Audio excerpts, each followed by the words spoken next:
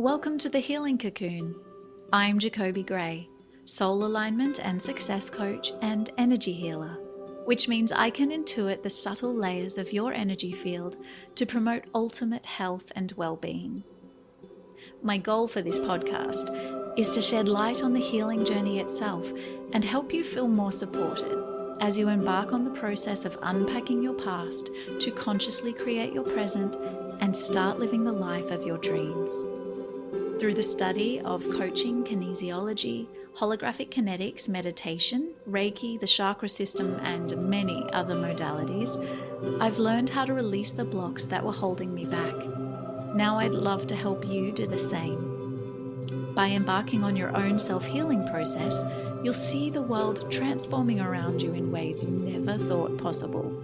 You'll begin to experience more connection, clarity, love, fulfillment, synchronicity, and success than you've ever had before.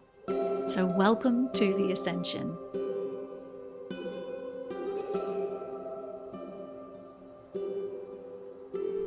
Hello, beautiful humans, and welcome back to the Healing Cocoon podcast for another week. This episode is coming to you live from my friend's cupboard in LA. I'm tucked inside their sliding door, mirror door cupboard. Underneath all of their shirts, I've cleared out the shoes. I forgot how loud LA is. Apartment living, street noise. It's also garbage day, and this microphone is placed dangerously close to my stomach. So please excuse any little growling noises you might hear, because I also haven't had breakfast yet.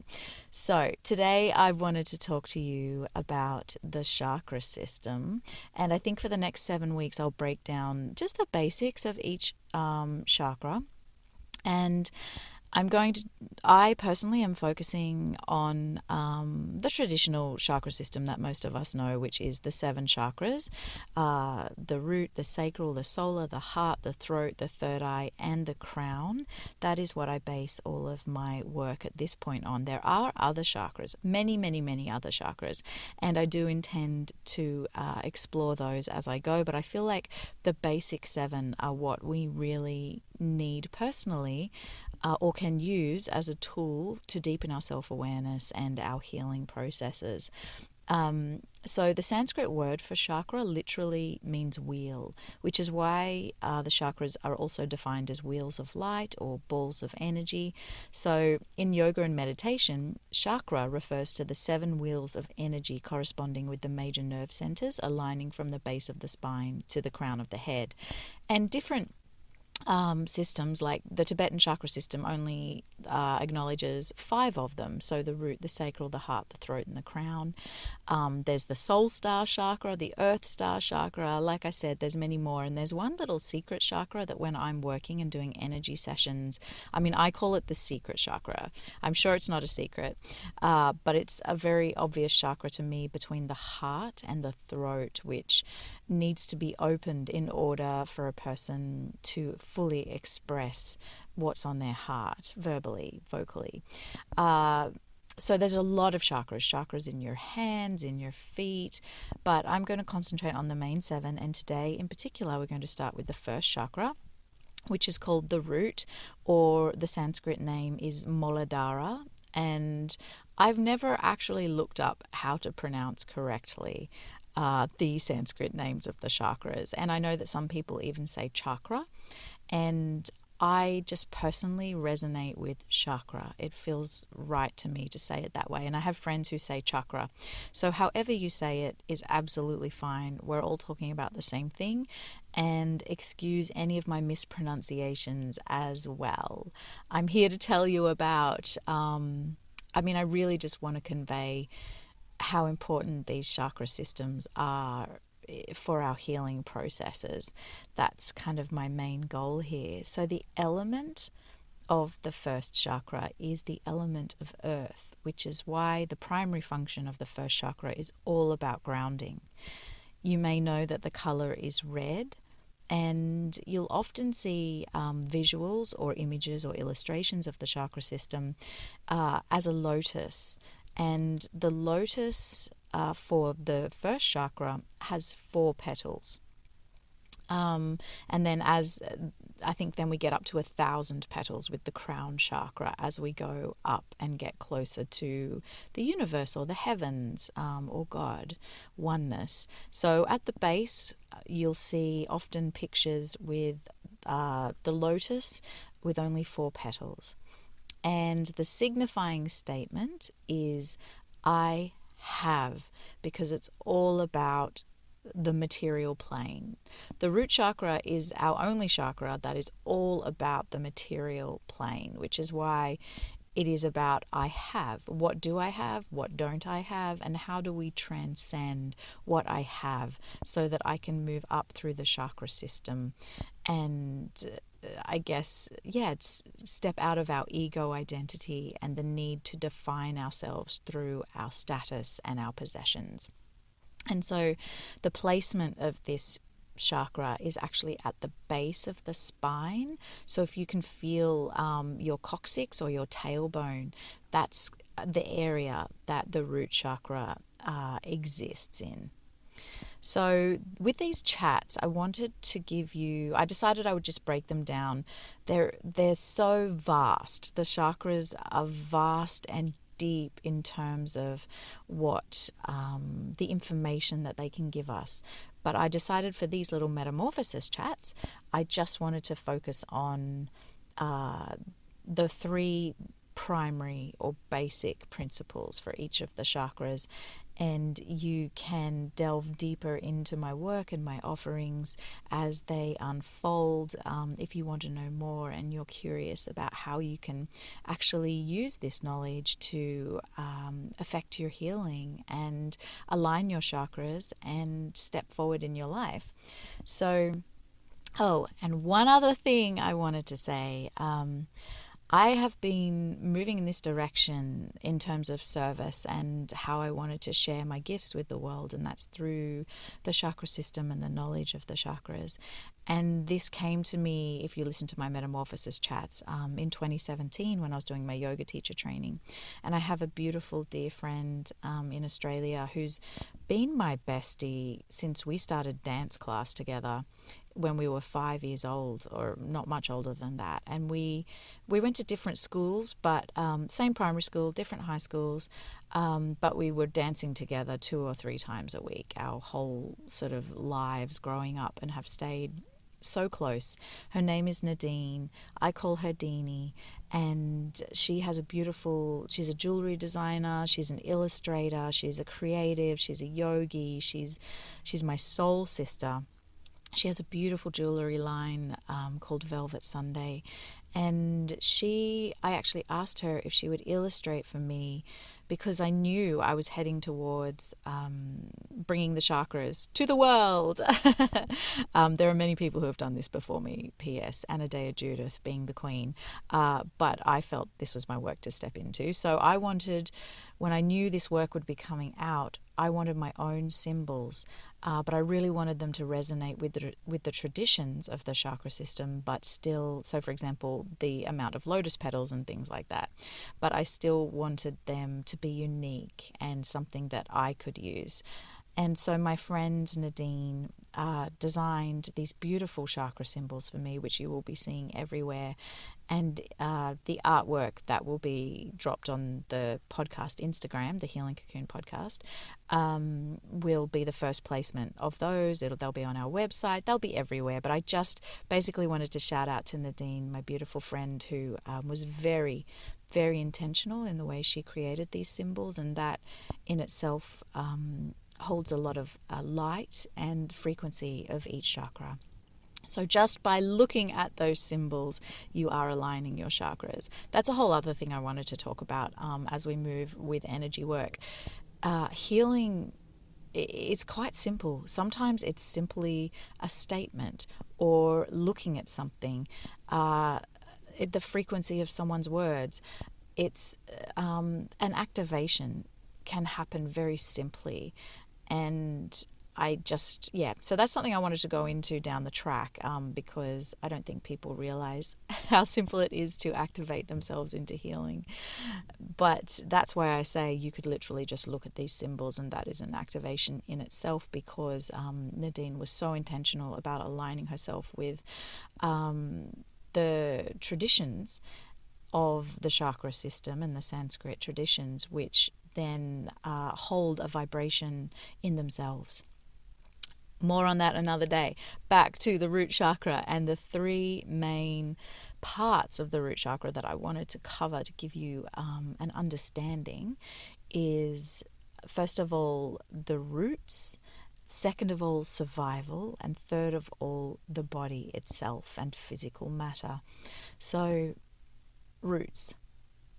When I do energy work, when I get down to the first chakra at the base of the spine, the root chakra, it is generally pretty much 90% of the time expressing itself literally as roots. I see roots. I see whether it's like one big gnarled root of someone who is so stuck in their ways and their tribal traditions and their family dynamics that they can't break free, or someone barely has any roots at all because they're so ungrounded, or the roots that I see when I get to the root chakra when I'm doing an energy session always tell me a story about that person, the particular person that I'm working on.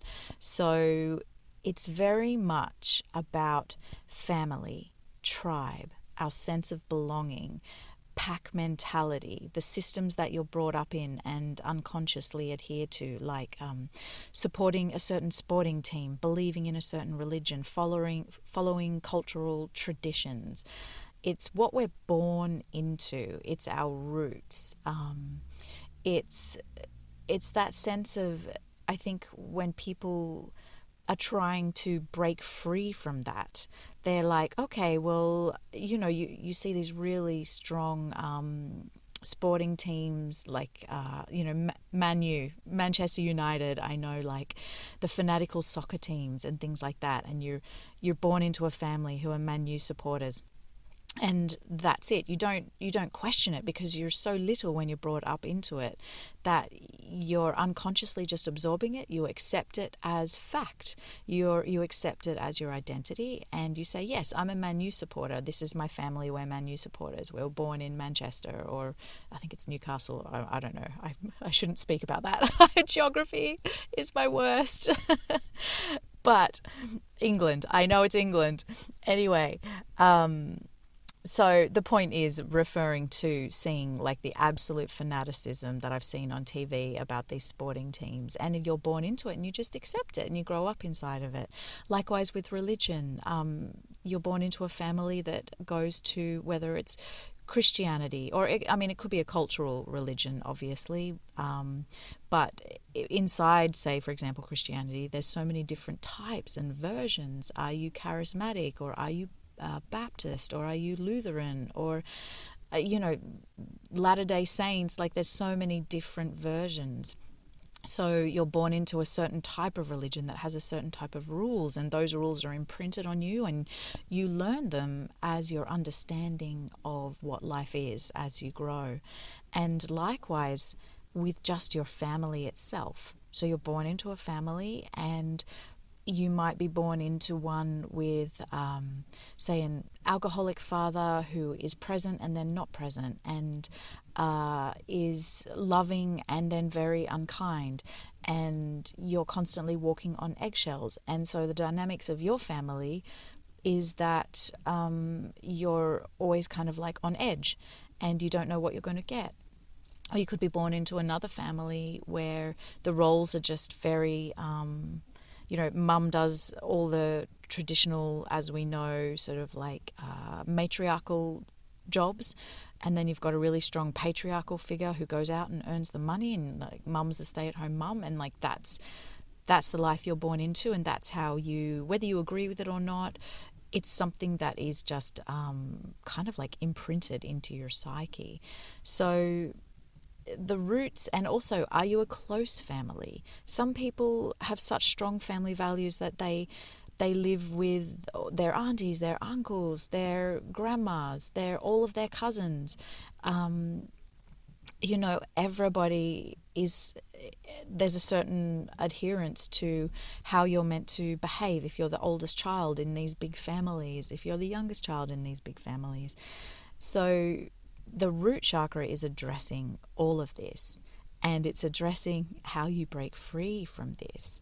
It's addressing how you process this, and how you, as you grow, how you sift through this, become conscious of it, sift through it, figure out what actually works for you, what you're going to keep, what you're going to let go of, and then how you integrate that with the other family members who may blissfully be, or just happily or ignorantly, whatever it is, going along with these traditions that they've been born into, and they don't like the fact that you're separating yourself from it and identifying yourself with a different belief system. I mean, you hear it all the time when people with different religions or different race backgrounds want to fall in love and want to marry. It's the typical Romeo and Juliet story. This is what the root chakra represents: your ability to become conscious of what you were born into, the traditions, and then to make decisions for yourself around whether you want to adhere to them or not, which ones you want to keep, which ones you want to let go of, and then processing that and hopefully coming to a place of love and understanding within the family unit. So it's very much about a sense of belonging. And that belonging then transfers into our friendship circles. Are you a loner? Do you want to be part of the popular group?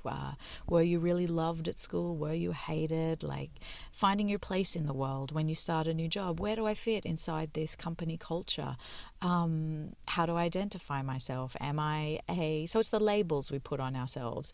Am I part of the HR team? Am I part of the stockbroking team? Am I an artist? So all of this stuff, it's all identity.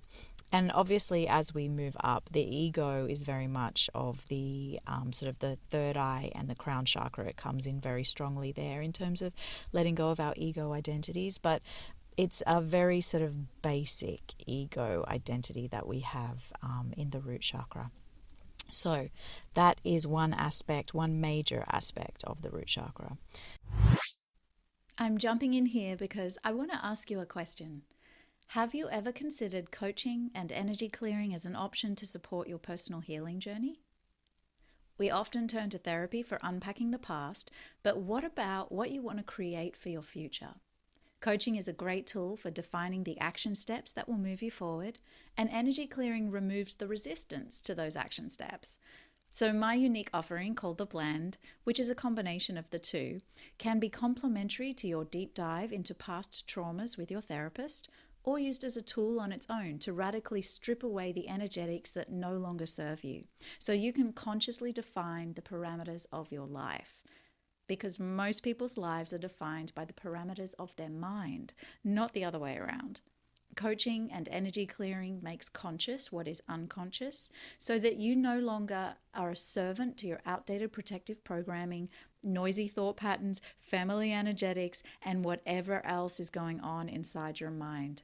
So if you'd like to learn more about the blend and how it could support you transitioning into a more fulfilled version of yourself and your life, go to our website, which is also listed in the show notes of this episode at www.urbanascension.co, that's .co, not .com, and schedule a free half-hour discovery call with me, because I would love to chat about what's holding you back and how I can help you move forward. The second is survival.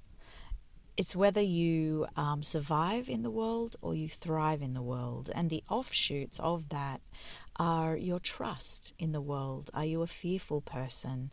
And the other place where this then extends in terms of survival is your prosperity, your abundance, and your ability to receive financial support in your life. So the fight or flight system, you may have heard of our nervous systems. You've got the sympathetic nervous system and the parasympathetic nervous system. And our fight or flight, which is a very primal thing inside of us, can be activated in generally in our childhood due to traumatic events, unstable living situations, not having enough food, not having enough, not having shelter, clothing, love, emotional support, all of the things. And so survival systems, so it's about, are you surviving or are you thriving? How were you set up in your younger life to then step out into your adult life? Were you on the streets as a child? That is a really just a very obvious way that someone can be in a state of survival. And so basically that means that your thought processes, your daily activities and actions are all around and based on just, how do I get my next meal? How do I get my next dollar?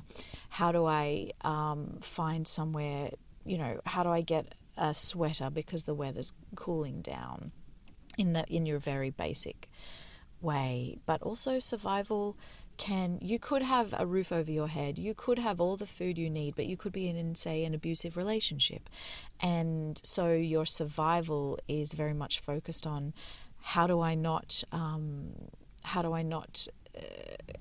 trigger my partner so that they attack me? How do I just get through this day without being verbally abused, physically abused, sexually abused? Like, there are a lot of different ways that we are in survival mode.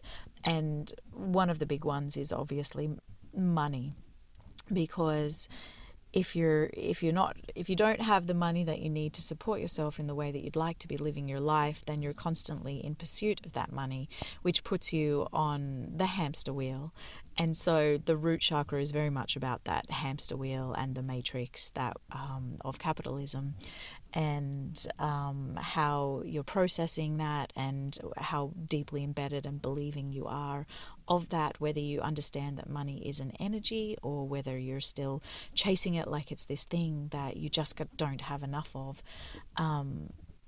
It's very much a big thing of the root chakra is your prosperity and either your lack mentality, or your ability just to bring money in. And so it's something that I've noticed with people who are born into more fortunate situations, who grow up with financial prosperity just as their way of being, and that is literally programmed into their brain from childhood. It's just something that they then cannot help but grow up to accrue themselves, financial abundance. It's just because it's literally part of their blueprint, and we are just living, breathing, physical manifestations of our blueprints. That there is karma. We absolutely come in with karma. You could have been a king in a past lifetime, and so you have come into this lifetime to have an experience of someone who has nothing, so that your soul can experience the duality of that and then have a deeper understanding to evolve and graduate into the next life, where you'll be living out something a little bit more balanced between the two. And more than that, feeling peace with that. That's the whole goal, on this journey of evolution. It's finding that place of balance and peace with what we have, rather than always seeking, striving for more, because in the process of seeking and striving for more, you're actually saying, I don't have enough. And so you're living fairly and squarely inside of lack mentality. So survival is very much about, are we in fight or flight, or are we living in rest and digest in terms of our nervous system? The glands that are associated with the root chakra are the adrenals, and so people who have experienced adrenal fatigue, or who have struggled in that sense, will probably understand, hopefully through this, listening to this, if this is new kind of information and concepts, that it is very much related to our survival, and are we feeling like we're supported in life? Which then brings me to the element of trust. So fear is the dominating kind of emotion overall that the root chakra deals with. And so fear comes naturally. If you're in a state of survival, you're also probably always on high alert. You're afraid of whether are you going to be attacked? Will you have enough? Can you feed your children? Will I be laughed at? Again, we come back to that whole sense of belonging and tribe. Will I be accepted? And so the opposite of fear is trust. And when your root chakra is healthy, when you have established healthy roots and a healthy identity within your family unit and the cultures that you were born into, you have a sense of trust in the world. You have a sense of trust that everything is unfolding for your highest good, which then bleeds into your confidence in the world. In terms of how you just hold yourself and move forward, engaging with people, chasing your dreams, all of those things. So survival, whether you're in survive or thrive mode, is very much impacting your prosperity and your sense of trust in the world. So that's number 2. And then number 3, the third major part of the root chakra, is literally your body. It's the physical element of you, the physical representation of your spiritual and psychological blueprint, essentially, because this is the chakra that is related to the material plane. So it's literally about physical matter. And this is where our manifestations actually realize themselves on the earthly plane. So the root chakra is very much the birth of our, well, I mean, it literally is the birth, but actually fertility and things like that is the sacral chakra. But this is the chakra through which we ultimately ground ourselves enough to bring all of our dreams and desires down through all of our chakras and onto the earth and the physical plane. So it's very much about, are we nourishing our physical body? What is our relationship with food? What is our relationship to our physical health? How is our physical health manifesting? How are our fears manifesting themselves in our physical bodies? How are our energetic blocks manifesting themselves in our physical bodies? What is our relationship to our body? Do we love it? Do we hate it? Do we judge it? Do we accept it? Are we training 7 days a week? Do we not do anything? Are we inert and just are we couch potatoes? So the root chakra is, how are we using our physical vehicle or our meat suit, as a lot of people like to refer to it, but I don't know, I don't know if I really like that term. It feels a little bit violent. I don't know, but how are we using this meat suit? So our soul has specifically chosen this body to have a very certain experience on earth, because we're coming in with our karmas that we need to resolve from past lifetimes, and we want to have certain experiences to expand our soul. So we're like, okay, I'm going to choose this physical body, this particular family, this culture, this placement on the planet, to have this very experience so that my soul can grow and expand and continue to evolve. So what is your relationship with your body? And how are you manifesting your dreams, goals, and desires on the earthly plane?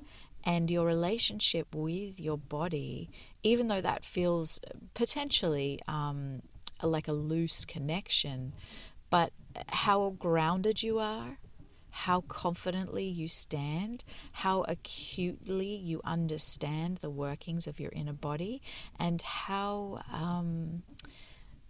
diligently you look after yourself and care for yourself and love yourself and accept yourself, is all going to be the foundation and the basis of your ability to manifest your goals, dreams, and desires. So the root chakra is where everything begins. It is the beginning of our journey on this planet. It is our physical body and relationship to physical possessions, status, all of the things we've just talked about. So those are the three main areas. So if you're struggling with any kind of family issues, mother wounds, father wounds, all of those things, sense of belonging, trying to figure out where you fit with your career, all of those kinds of things, or if you're in fight or flight, you're struggling to make a buck, you're obsessed with, trying to become more abundant, i.e. trying is the key phrase there, because we actually already are, and money is just energy. But anyway, if you're stuck in fight or flight, if you're constantly hypervigilant, and you're trying to, you have anxiety or fear, you're maybe a hypochondriac in terms of your body, you're constantly aware of not feeling safe, uncomfortable, you're unfit or too fit, or there is no balance or moderation, you're ungrounded or you're too grounded, as in you're stuck. You don't nourish yourself, or you look after yourself too much. It's all about balance. Every chakra is about balance, and how well are you manifesting? All of these things, if you're experiencing anything, it sounds like quite broad, but it is, I guess, addressing everything physical, which is the 3D world and reality that we're literally seeing with our physical eyes and touching tangibly with our hands. So if any of these things resonate with you, then there is some work to be done in the root chakra. There is so much more with the root chakra, but I will be developing a course. I'm sort of halfway through it at the moment, where you can actually go deeper into looking into which specific areas are affecting you, and I'll be teaching you tools to overcome and balance the chakra system through this particular course. But for the moment, I just wanted to plant a seed, give you some information, and get you thinking about your root chakra and how potentially it could be affecting you in your day-to-day life. So next week we will move up the system to the sacral chakra, but I hope that you have enjoyed this chat, and if you feel like this information would be helpful to someone that you know, please do share this podcast episode, because I'm really excited about bringing this knowledge to the general public. I know there are already a lot of my soul sisters and brothers who are very well versed in the chakra system, but for those of you who aren't, it's a really valuable tool for greater self-awareness. So I'm pretty pumped to be able to share this info with you guys. So thank you so much for listening today, and I will chat to you soon. I hope this episode has inspired you to keep going on what can sometimes be a tough road to inner peace and true happiness. If you want to dive deeper into what we talked about today, go to thehealingcocoon.co for show notes and all things personal growth. And don't forget, if you're loving The Healing Cocoon, then put that love into action and subscribe, rate, and review on iTunes, Spotify, or wherever you download your podcasts. And until next time, my friends, let's rise and shine together.